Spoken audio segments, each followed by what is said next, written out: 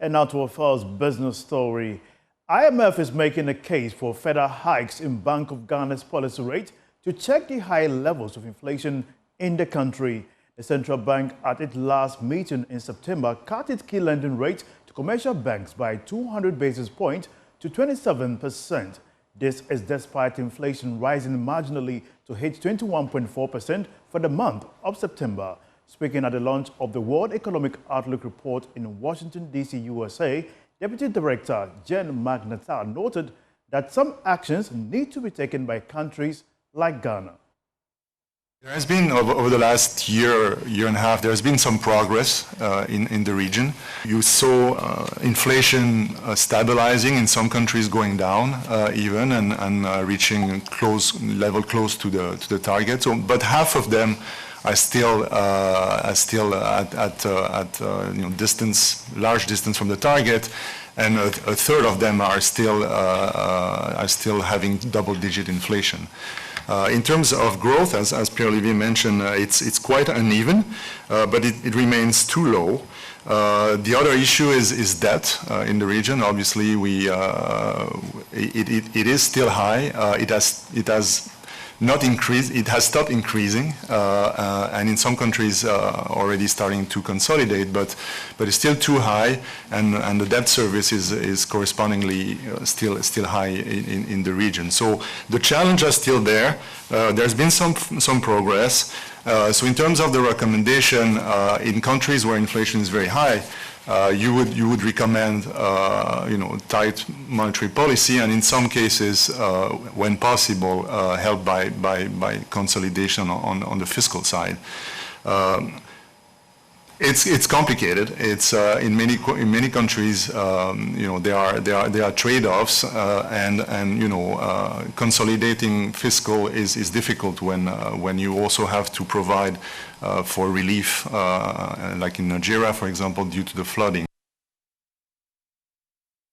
Africa Center for Energy Policy is asking the government to reverse the current directive to exploration firm ENI on unitizing its oil fields with that of Springfield. It comes after an international court froze the government's action, raising serious concerns about the directive. But ISEB is now highlighting some contradictions with data submitted to the legal battle with ENI. Ben Boache is the executive director for ISEB.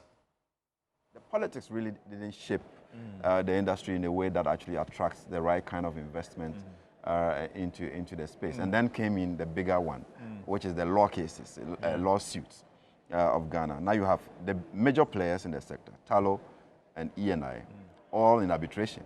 It appears that from your end at ISEB, you are picking up fresh data that raises some serious questions about the Directive 1 and what was the basis of us going to court. Can you share that with us as well?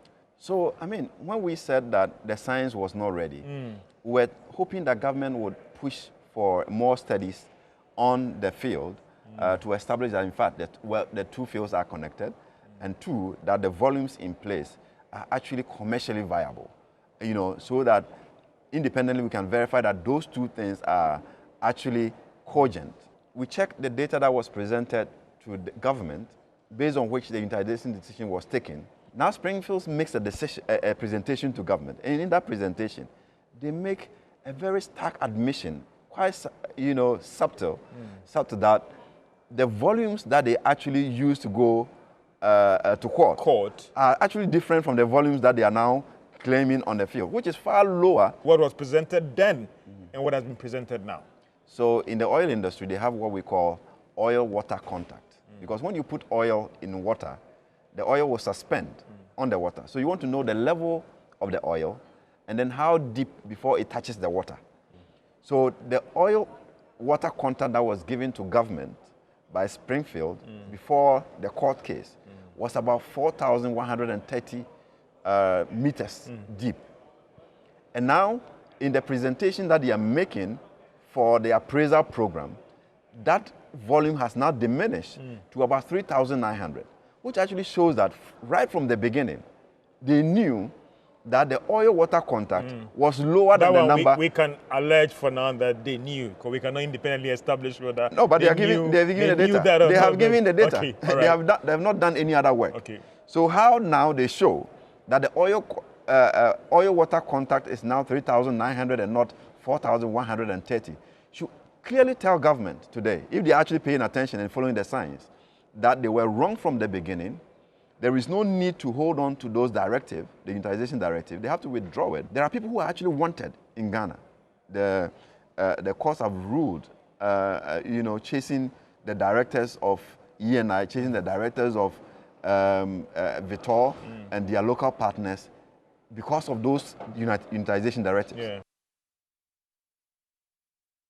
Springfield will be having a presser to answer to this allegation by ASAP. We'll bring you that update in our subsequent bulletin.